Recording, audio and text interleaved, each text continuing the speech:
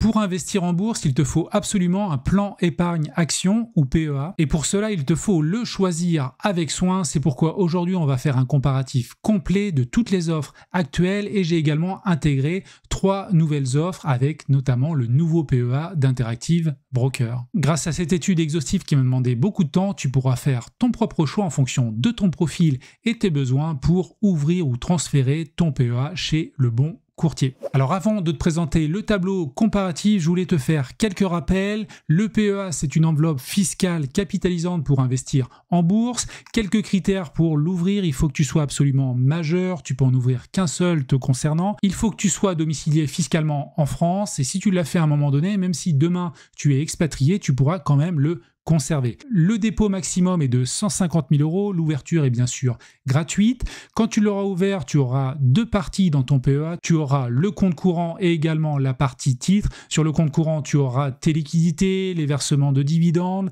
les versements de ton capital et les plus-values si tu vends un actif. Et quand tes titres, écoute, tu auras toutes tes actions, tes ETF, etc., etc. Et vis-à-vis des titres que tu peux acheter dans un PEA, écoute, tu vas pouvoir acheter des actions françaises et européennes et également des ETF synthétiques qui vont te permettre d'investir dans d'autres marchés hors Europe comme aux US ou même ailleurs. La fiscalité, écoute, elle est très intéressante, c'est pourquoi on parle de niche fiscale.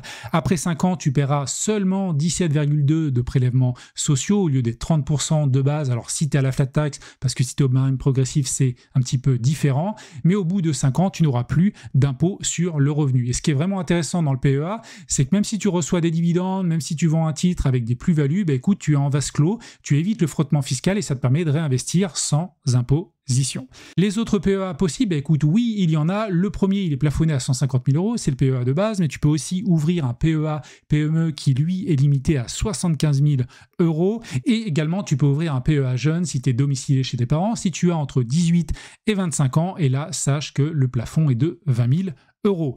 Le PEA, il peut être transféré d'un courtier à un autre, c'est ça qui est vraiment intéressant, et tu perds pas l'historique des antériorités fiscales, c'est-à-dire si tu l'ouvres chez un courtier A et que tu le transfères 6 ans plus tard chez un autre courtier, écoute, tu auras toujours ton antériorité et donc l'annulation de l'impôt sur le revenu. C'est sans frais la plupart du temps pour réaliser ce type de transfert, le délai peut être plus ou moins long en fonction des courtiers, ça peut mettre 1 ou 2 mois, donc pendant cette période-là, évite de faire des ordres ou de planifier certaines choses, et enfin, tu peux obtenir également des primes bonus à l'ouverture ou lors du transfert d'un PEA. Je te mets des petits liens affiliés en description et je t'indique que cette vidéo n'est pas du tout sponsorisée, donc je vais vraiment te faire un comparatif en toute transparence. Et pour faire le bon choix, bien sûr, il faut comparer les offres du marché. L'objectif va être d'aller minimiser les coûts financiers. Après, il n'y a pas que ça, il y a d'autres critères que l'on verra. Et enfin, l'important, c'est de prendre date parce que si tu ouvres ton PEA aujourd'hui et même si tu n'investis pas, le délai des 5 ans commence à courir et ça, c'est vraiment excellent.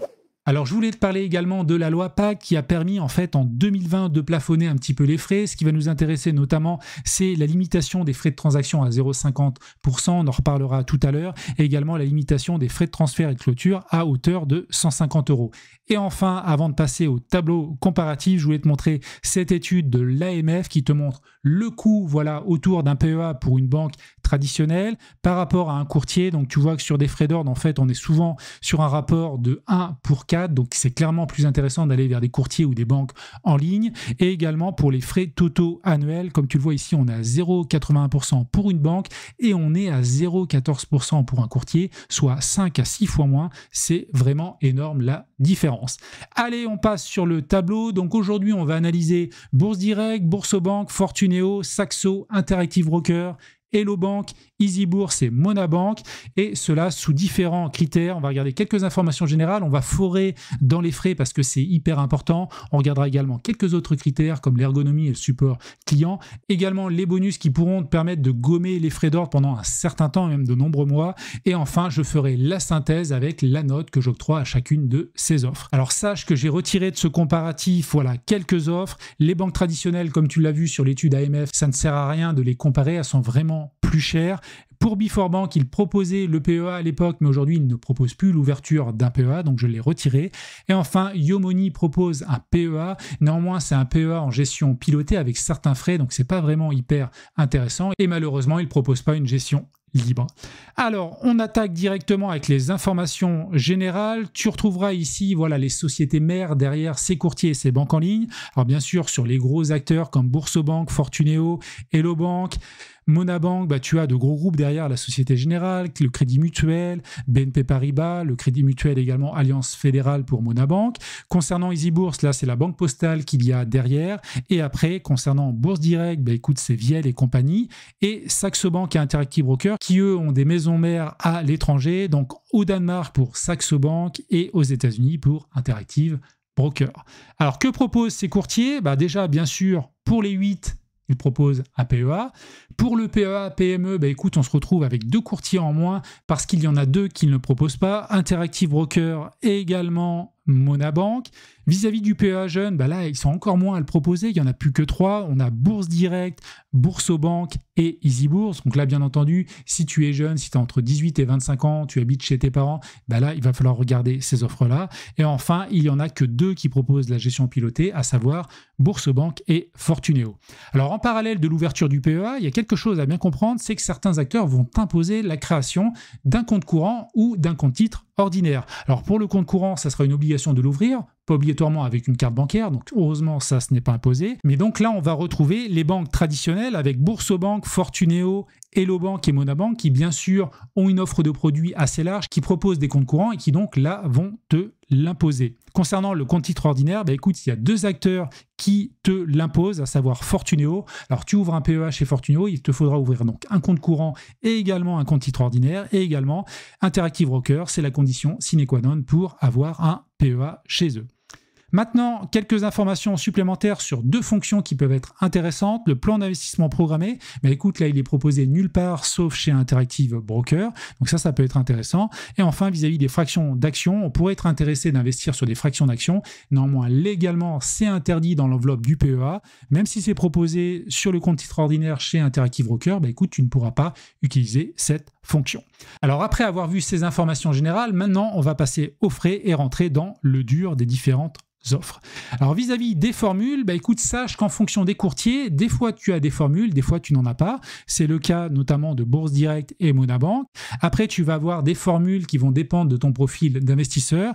Mais dans ce comparatif, écoute, on va se baser sur l'offre de base qui est pour les petits investisseurs qui vont investir régulièrement chaque mois, mais des petites enveloppes sans être des investisseurs ultra actifs.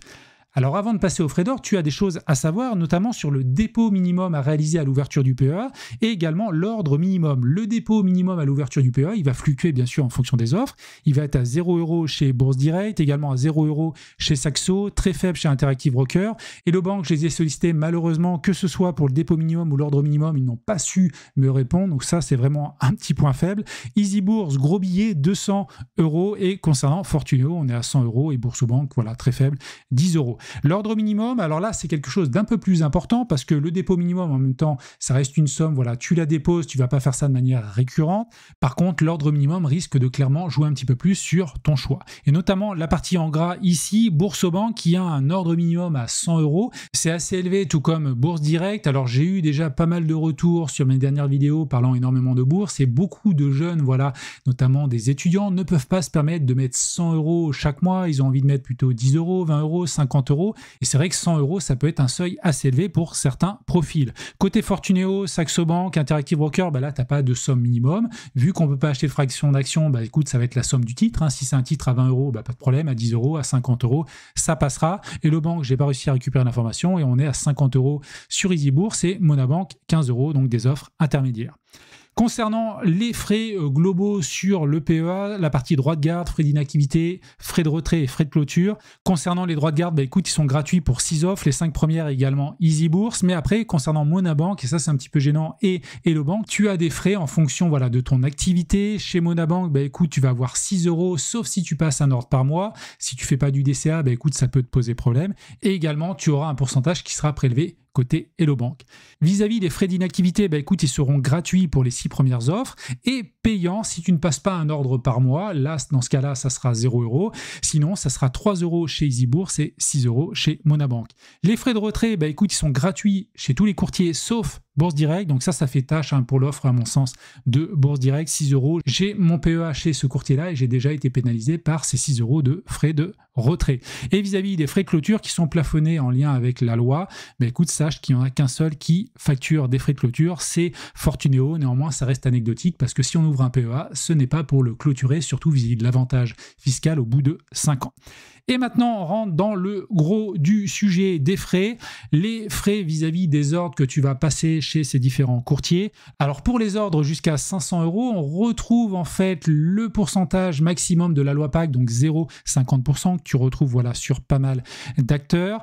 Également, si tu passes un ordre à 500 €, écoute, tu devrais avoir de base avec 0,50% 2,50 € de frais, mais tu vois que certains acteurs ont plafonné les frais à 0,99 € pour Bourse Direct, 1,99 € pour Boursobank, 2 € Saxo, 1,25 € Interactive Broker, 1,75 € pour Hello Bank, 2 € pour EasyBourse. Monabank reste au 0,50% maximum. Côté Fortuneo, je l'ai mis en gras parce qu'il y a une petite particularité. Eux, ils offrent un ordre gratuit par mois, donc ça c'est très intéressant. Puis 0,35% sur tous les ordres. Donc là, on ne sera pas à 0,50%. Ce qui est intéressant, c'est que leur grille tarifaire, elle est très simple. C'est 0,35% pour tous les ordres, quel que soit le prix, de 0 jusqu'à 100 000 € si tu as envie. Et en parallèle, pour ton premier ordre, écoute, à hauteur de 500 €, donc ça c'est intéressant pour les petits investisseurs, écoute, là, ça sera gratuit. Alors maintenant, si on regarde donc le pourcentage proposé par les différents acteurs, on va partir du plus cher au moins cher. Si je regarde Boursobank, écoute, eux, ils mettent le pourcentage plafond de la loi Pacte, 0,50%, donc c'est clairement énorme. Alors après, c'est contrebalancé parce que Boursobank propose l'offre Boursomarket avec 0 € de frais, notamment si tu vas investir sur certains actifs reliés à certains partenaires de Boursorama, notamment iShares qui est relié à BlackRock, le gros gestionnaire de fonds mondial. Néanmoins, 0,50%, c'est quand même une offre assez élevée. Après, on retrouve ici Hello Bank qui a quand même des frais assez conséquents, sans offre particulière comme Boursomarket pour Boursobank. EasyBourse également a des frais à 0,45%, sans offre particulière, donc c'est assez cher. Après, on va passer à 0,25% pour Monabank, donc là c'est une offre intermédiaire, il n'y a pas grand chose à dire là-dessus. Et après, au-delà de Fortuneo dont j'ai parlé tout à l'heure, on arrive au trio de tête, donc Bourse Direct, Saxo, Interactive Broker, qui propose à mon sens les frais les plus bas, sans offre particulière à côté, avec ici des frais au maximum plafonnés à 0,09% sur des gros ordres. Côté Saxo Bank, écoute, on est à 0,08% et côté Interactive Broker à 0,05%. Donc là, on est sur des courtiers vraiment très peu cher. À noter que côté Interactive Broker, il y a deux formules à choisir, soit le plan dégressif, soit le plan fixe. De base, quand tu t'inscris, tu as le plan fixe. Néanmoins, je te conseille fortement de regarder dans le détail les frais, parce qu'il est bien plus intéressant d'aller vers le plan dégressif qui est affiché. Donc ici, c'est celui que j'ai retenu dans ce comparatif-là. Il est intéressant la plupart du temps, te permet de payer des frais d'ordre vraiment moins chers, sauf dans des cas particuliers, sur des penny stocks, dans des actions qui vont coûter 1, 2 € où tu vas acheter un gros volume. Mais à part ces quelques cas rares, le plan dégressif est vraiment bien plus intéressant. Alors maintenant, après avoir parlé des frais, écoute, on va passer à d'autres critères. On va déjà parler des frais de remboursement lors d'un transfert, également de l'imposition. Alors, quelques courtiers proposent le remboursement des frais de transfert, c'est très intéressant, notamment Bourse Direct avec un maximum à 200 €. Boursobank, écoute, maximum 300 € et avec 200% des frais, donc ils vont rembourser les frais à hauteur de 2 fois. Côté Fortuneo et Saxo Bank, écoute, on est à 100% avec un maximum de 200 € et de 2000 €. Interactive Broker et Hello Bank ne proposent pas le remboursement des frais, c'est à savoir. Et côté EasyBourse et Monabank, malgré avoir passé du temps sur leur planche tarifaire, écoute, j'ai pas réussi à retrouver l'information. Les 8 courtiers en parallèle proposent vis-à-vis des impôts un IFU, un imprimé fiscal unique, donc ça t'aidera clairement pour faire ta déclaration d'impôt. D'autres critères que je voulais évoquer avec toi, c'est le service client. Côté Bourse Direct, pour moi, il est réactif et fiable. Je suis client chez Bourse Direct. Écoute, je suis satisfait. Après, peut-être un petit peu moins quand c'est des messages, un ticket qui est créé, mais dès que je les appelle, pour moi, c'est vraiment bon. Par contre, l'interface est moins intéressante, je trouve. Elle est vraiment plutôt archaïque. Elle nécessiterait vraiment une grosse mise à jour et c'est un petit peu globalement ce que l'on pourrait dire côté Bourse Direct. Il y a un manque de mise à jour de l'offre depuis quelques temps. À noter également qu'il y a quelques bugs. Côté Boursorama, bah écoute, là c'est rapide et efficace. Je suis également client Boursorama. L'interface est vraiment top, hein, l'ergonomie, c'est fluide, pas de souci. Pareil chez Fortuneo, dès que je les ai au téléphone, pour moi c'est très très bon, très clair, ils sont compétents. Vis-à-vis de Saxo et Interactive Brokers, ces deux offres, je trouve qu'ils se rapprochent un petit peu plus des offres peut-être professionnelles pour des gros investisseurs. Ils sont réactifs via le support. Petit bémol côté Interactive Brokers, dès que tu as des demandes un peu particulières, bah écoute, le ticket passe à un niveau un peu plus élevé. Là, c'est en anglais, mais vis-à-vis par contre de l'application, ils ont des applications ultra puissantes avec plein de fonctionnalités, même si en parallèle, la contrepartie, c'est que c'est assez complexe. Et côté Hello Bank et Easy Bourse, bah écoute, c'est des offres aussi intéressantes. Alors maintenant, je voulais te montrer la note Trustpilot. On est à 2,5 sur 5 côté Bourse Direct. Donc tu vois, les avis sont pas très positifs. Et d'ailleurs, vis-à-vis de mon dernier comparatif, cette note a baissé de 2,7 à 2,5.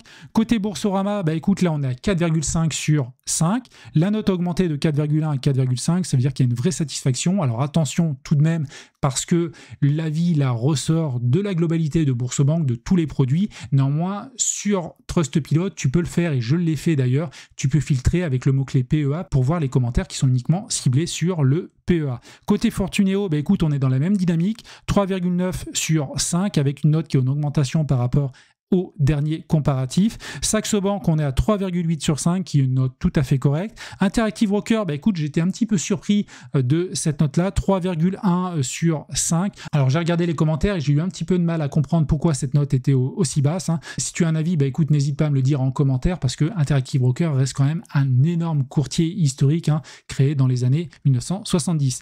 Côté Hello Bank, on est à 4,2 sur 5. Côté Easy Bourse, 2,3, donc c'est la note la plus faible ici de ce comparatif. Néanmoins, attention, il y a très peu de commentaires, donc je ne suis pas sûr que ça soit très représentatif. Et enfin, Monabank, 4,1 sur 5.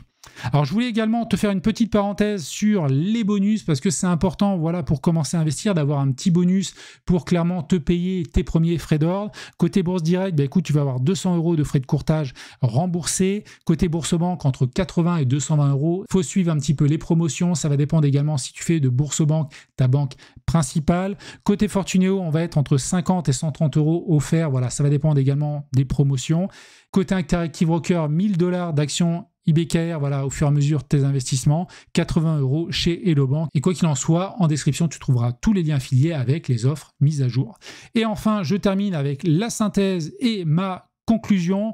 Donc ma conclusion, je l'ai faite à deux niveaux. J'ai mis une note pour chacune des offres, également les avantages et inconvénients principaux. Alors en bas de ce classement, bah écoute, j'ai mis les trois derniers acteurs, Hello Bank, Easy Bourse et Monabank. Certes, ils ont bien entendu quelques points forts. Je pense à l'ergonomie côté Hello Bank. Le fait qu'Easy Bourse propose 3 PEA, notamment le PEA jeune, peut t'intéresser. Et enfin, concernant Monabank, il y a des frais d'ordre qui me semblent OK dans la moyenne de ce comparatif. Néanmoins, pour les deux premières offres, il y a quand même des frais d'ordre très conséquents. Pour les trois offres, vraiment des frais de garde, voilà, assez conséquents. Je t'en ai parlé tout à l'heure. Si tu oublies de passer un ordre, donc fais attention, parce que tu risques d'être rapidement facturé de quelques euros et ça peut piquer à force.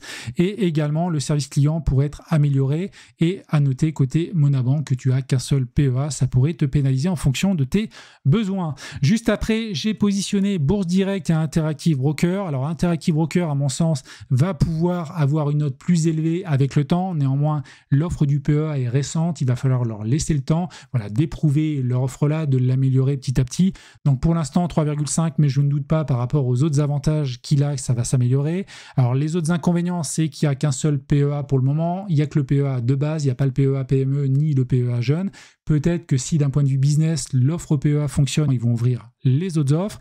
Et concernant les inconvénients, tu as aussi une complexité, voilà, en lien avec l'interface, beaucoup de fonctionnalités, c'est assez brouillon, je trouve. On met du temps à s'y retrouver. Et côté support, voilà, attention à cette partie anglophone qui, pour certains tickets, pourrait être un petit peu gênante. Mais il y a également beaucoup d'avantages chez Interactive Brokers, des frais ultra faibles, beaucoup de fonctionnalités également si tu es un investisseur confirmé qui veut, voilà, comparer, peut-être faire du benchmark, comparer ton portefeuille par rapport à un indice de référence. Tu as également un plan programmé qui existe. Et côté Bourse Direct, ben là également, tu as des frais très faibles. Tu as les 3 PEA disponibles, donc ça, c'est vraiment un point fort. Et néanmoins, je trouve que l'interface reste vraiment basique. Il y a des évolutions à faire. Le support peut-être par ticket, je trouve un petit peu lent. Donc, des petites améliorations à apporter. Et également, je trouve que les frais de retrait à 6 € font vraiment tâche par rapport à la concurrence. Et enfin, on se retrouve avec mon trio de tête. En troisième position, j'ai mis Boursobank. Alors Boursobank, pourquoi? Déjà parce que tu as l'offre Boursomarket qui va te permettre de payer 0 frais sur certains actifs. Bien entendu, ça va dépendre des partenariats de Boursobank, voilà, avec iShares, BlackRock et pas mal d'autres. Néanmoins, c'est quand même très intéressant de payer 0 € de frais, quel que soit le montant de ton ordre. Également, tu as toute la puissance, voilà, de Boursobank, que ce soit en termes d'application, d'ergonomie, que ce soit sur smartphone ou site internet. Et en parallèle, tu as un support qui est quand même de qualité, et c'est le seul de ce comparatif à proposer les 4 PEA, PEA en gestion pilotée, PEA jeune, PEA PME et le PEA de base. Néanmoins, en parallèle, les frais d'ordre font quand même un petit peu tâche. Je te rappelle qu'ils sont à 0,50%, donc c'est le plus élevé de ce comparatif. Heureusement qu'il y a Boursomarket en parallèle. Et enfin, pour les jeunes et ceux qui n'ont pas beaucoup d'argent, l'ordre minimum à 100 € pourrait être bloquant. Quoi qu'il en soit, Boursobank, ça reste quand même une offre très intéressante pour ceux qui veulent mettre tous leurs œufs dans le même panier, avoir leur banque en ligne, peut-être des comptes épargne et également le PEA dans la même banque. Là, ça peut être vraiment très intéressant avec Boursomarket en parallèle. Et maintenant, on passe aux deux premiers qui sont Fortuneo et Saxo Bank. Deux offres qui, à mon sens, vont correspondre à deux types de profils différents. Côté Saxo Bank, on va être plus peut-être sur une offre professionnelle avec des portefeuilles assez conséquents. On a des frais vraiment très faibles, un bon support réactif, une très belle application. Néanmoins, le petit point négatif qu'on peut relever, c'est quand même une certaine complexité, voilà, de l'interface. Ça va vous demander un petit peu plus de temps pour appréhender la solution, mais clairement, sur le long terme, ça peut être intéressant de passer ce temps-là. Et concernant Fortuneo, écoute, les frais sont intéressants, notamment l'ordre gratuit mensuel à hauteur de 500 €. Pour les petits portefeuilles, écoute, ça peut être vraiment pas mal du tout. Très bon support et belle ergonomie, voilà, de l'application, qu'elle soit sur Internet ou sur mobile. Attention aux frais d'ordre, voilà, globalement, en dehors de l'ordre gratuit, parce qu'on est quand même à 0,35%. On est assez loin des frais pour Interactive Brokers, Saxo Bank et également Bourse Direct.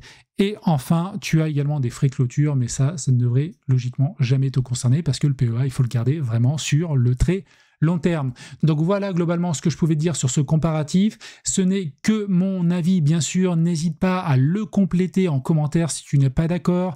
Si tu trouves qu'il y a eu des imprécisions, n'hésite pas à le dire en commentaire pour alimenter la discussion. Si tu as envie de récupérer ce fichier, écoute, il y a une petite offre en description qui te permettra d'accéder à tout ce Google Sheet avec bien sûr le comparatif PEA. Également pas mal de comparatifs autour des comptes titres, des ETF.